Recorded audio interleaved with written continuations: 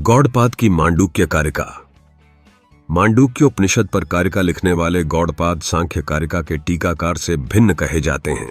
उन्होंने मांडूक्य कारिका नामक दार्शनिक ग्रंथ की रचना की, जिसमें माध्यमिक दर्शन की शब्दावली का प्रयोग करते हुए अद्वैत वेदांत के सिद्धांतों की व्याख्या की गई है। गौड़पाद की यह मांडूक्य कारिका अद्वैत वेदांत के महत्वपूर्ण ग्रंथों में गिनी जाती है। अद्वैत वेदांत के ग्रंथों में यह कारिकाएं सबसे प्राचीन हैं। शंकर का मायावाद यहाँ पाया जाता है। श्री गौड़पाद शायद शंकराचार्य के शिक्षक श्री गोविंदपाद के गुरु थे। कारिकाओं पर शंकराचार्य ने टीका लिखी है। कुल कारिकाएं 4 प्रकरणों में विभक्त हैं: आगम प्रकरण, वैतथ्य प्रकरण, अद्भुत प्रकरण और अलात शांति प्रकरण। इस ग्रंथ की 4 बुनियादी संरचना को दर्शाते हैं। आगम प्रकरण जो मांडूक्य की व्याख्या है। दूसरे प्रकरण में संसार की वितथता या मिथ्यात्व सिद्ध किया गया है, अतः उसका नाम वैतथ्य प्रकरण है। अद्वैत तत्व का प्रतिपादन होने के कारण अद्वैत प्रकरण है और सारे मिथ्या विवादों की शांति का प्रतिपादन करने के कारण अलात शांति कहा गया है। गौड़पाद के सिद्धांत कहीं विज्ञानवाद, कहीं शून्यवाद और कहीं अद्वैत वेदांत से मिलते हैं। वे वेदांती हैं, पर उन पर बौद्धों का प्रभाव स्पष्ट प्रतीत होता है। कारिकाओं में बुद्ध शब्द का प्रयोग कई जगह हुआ है। कुछ कारिकाएं नागार्जुन की कारिकाओं से बिल्कुल मिलती जुलती हैं। कम से कम यह निश्चित है कि गौड़पाद बौद्ध दर्शन और बौद्ध ग्रंथों से काफी परिचित थे। इन कारिकाओं में अद्वैत के गूढ़ तत्वों की व्याख्या अद्वितीय ढंग से की गई है, जो अद्वैतवाद और शून्यवाद की रेखाएं खींचती हैं। प्रत्येक प्रकरण अपनी विशेषता लेकर आता है। जहां एक ओर अद्वैत की गहराई है, वहीं दूसरी ओर अस्तित्व की परिभाषा को नया दृष्टिकोण द्वारा परिभाषित किया गया है। गौड़पाद के मतानुसार यह संसार मूलतः स्वप्न की तरह मिथ्या है। यह विचार अद्वैतवाद के तत्व दर्शन को उजागर करता है, जहां सभी दृश्य वस्तुएं भ्रमित कर देने वाली हैं। शंकराचार्य द्वारा की गई व्याख्या इस विचार को दृढ़ बनाती है कि जो दृश्य है वह मिथ्या है, जो शुद्ध ज्ञान की एक महत्वपूर्ण धारा को व्यक्त करती है। इस दृष्टिकोण से जीव की कल्पना और भौतिक वस्तुओं की वास्तविकता एक ही अवधारणा के सिद्धांतों पर आधारित हैं। वैतथ्य प्रकरण के 4 श्लोक की टीका में श्री शंकराचार्य लिखते हैं, जागृता अवस्था में दिखने वाले भाव पदार्थ मिथ्या हैं, क्योंकि वे दृश्य हैं, स्वप्न में दिखने वाले भाव पदार्थों की तरह। इस प्रकार प्रतिज्ञा, हेतु और उदाहरण तीनों मौजूद हैं। जो दृश्य है वह मिथ्या है, यह व्याप्ति है। यह गौड़पाद की पहली युक्ति है। दूसरी युक्ति सुनिए, जो आदि में नहीं है और अंत में भी नहीं है, उसे वर्तमान काल में भी वैसा ही समझना चाहिए। एक समय था जब यह जगत नहीं था, एक समय यह जगत रहेगा भी नहीं, इसलिए अब इस जगत की वास्तविक सत्ता है। यह हठपूर्वक कौन कह सकता है? यह विचार न केवल अद्वैतवाद को नवीन अर्थों में स्थापित करते हैं, बल्कि हमारे संसार के हमारे अनुभवों को मिथ्या सिद्ध करते हैं। पहले जीव की कल्पना होती है, फिर भौतिक और मानसिक भावों की। कल्पित जीव की जैसी विद्या होती है, जैसा उन्हें बोध होता है, वैसी ही उसकी स्मृति होती है। जैसे अंधकार में निश्चय न होने के कारण रस्सी कभी सर्प कभी पानी की धारा मालूम होती है, वैसी ही जीव की कल्पना है। जैसे स्वप्न है, जैसी माया है, जैसा गंधर्व नगर गंधर्व रचित मायावी नगर होता है, वैसा ही वेदांत के वेत्ता इस जगत को समझते हैं। गौड़पाद की यह दूसरी युक्ति कि जो वस्तु आरंभ में नहीं है वह अंत में भी नहीं हो सकती, यह विचार न केवल भौतिक विज्ञान की परिभाषा के खिलाफ है, बल्कि सृष्टि की सिद्धांतात्मक सोच को भी चुनौती देता है। यह चिंतन अध्यात्म और भौतिकता की भिन्नता को बताता है। इस प्रकार जगत की भौतिकताओं को समझते हुए वे इसे स्वप्नवत मानते हैं। वेदांत के अद्वैत के अंतर्गत संसार की असत्यता को दर्शाते हुए गौड़पाद का यह सिद्धांत विचारशीलता को एक नई दिशा देता है। गौड़पाद ने यह सिद्ध किया कि वास्तविकता का अनुभव अजाति या जन्म का अभाव से संबंधित है। न जन्म होता है, न नाश होता है, न यहाँ कोई बद्ध है, न कोई साधक है, मोक्षार्थी भी कोई नहीं है। यही परमार्थ ज्ञान है। जैसे मिट्टी से बने घट, कलश आदि के नष्ट हो जाने पर घटाकाश आदि का महाआकाश में लय हो जाता है, वैसे ही जीवों का आत्मा या ब्रह्म में लय हो जाता है। जैसे बालकों की मति में आकाश संसार के मलों से, संसार की बुराइयों से मलिन हो जाता है, वैसे ही अविद्वान मूर्ख लोग आत्मा को मलिन होने वाला समझते हैं। नागार्जुन की तरह गौड़पाद का भी यह मत है कि किसी वस्तु की उत्पत्ति मानना तर्कसंगत नहीं है। अजाति अथवा जन्म का अभाव ही दार्शनिक सत्य है। वे कहते हैं, जन्म की सत्यता के पक्षपाती अजात जो उत्पन्न नहीं हुआ है, आत्म तत्व का ही जन्म होने का कथन करते हैं। परंतु जो अजात है वह अमर है, वह मरणशील कैसे बनेगा, अर्थात वह उत्पन्न कैसे होगा। जो अमर है वह मरणशील नहीं बन सकता, और जो मरणशील है वह अमर नहीं हो सकता। कोई वस्तु अपने स्वाभाविक धर्म को नहीं छोड़ सकती। द्वैतवादियों में आपस में विरोध है। कुछ वादी पहले से विद्यमान की उत्पत्ति कहते हैं, तो कुछ वादी अविद्यमान की नवीन उत्पत्ति मानते हैं। पहले सत्कार्यवादी है, दूसरे असत्कार्यवादी है।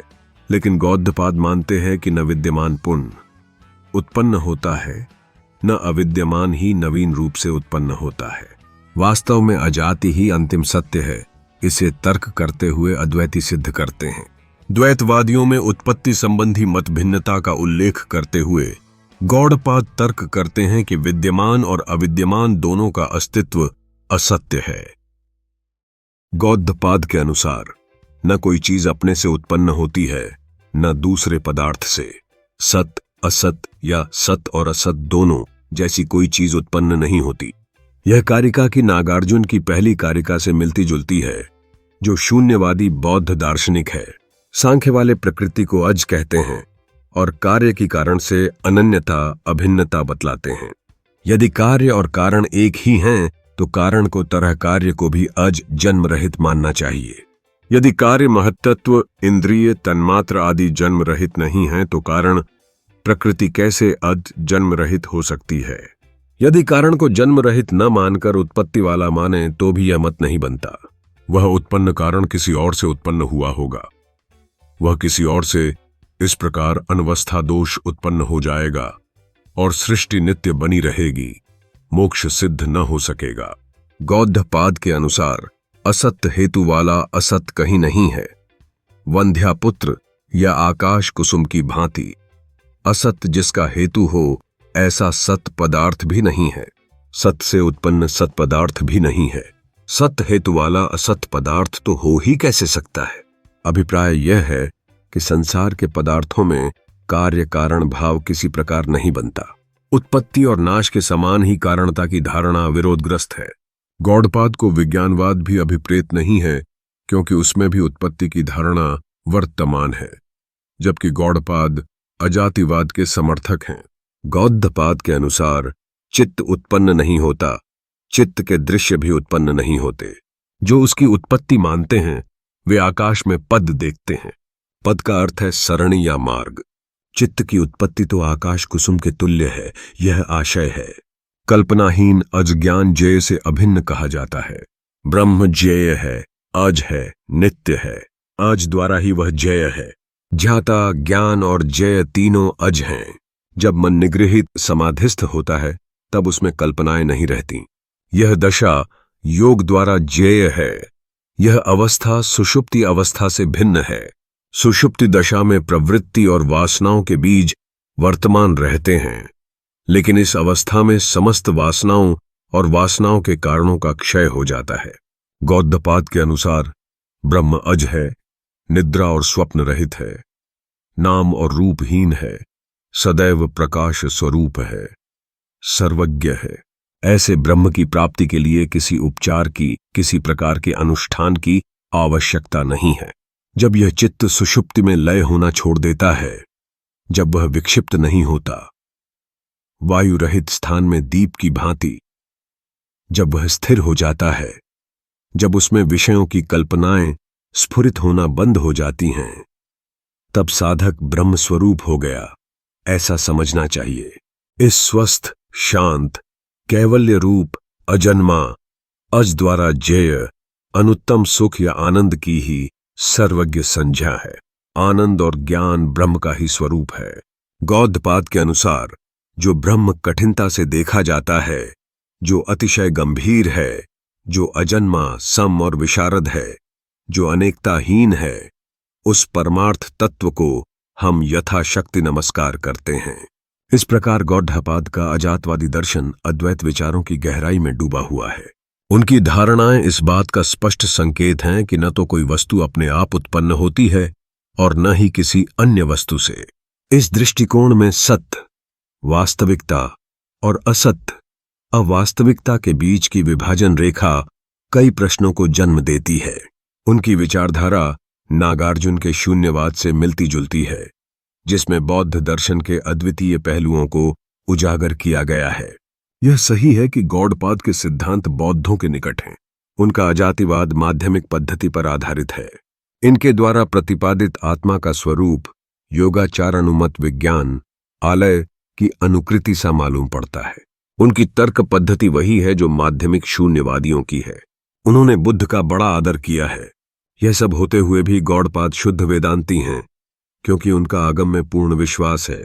बहुत से स्थानों पर उन्होंने बृहदारण्यक आदि प्राचीन उपनिषदों को प्रमाण रूप में उद्धृत किया है। बौद्ध संप्रदाय में नित्य आत्मा का घोर विरोध किया गया है और उन्होंने अपने मत को अनात्मवाद की संज्ञा दी है।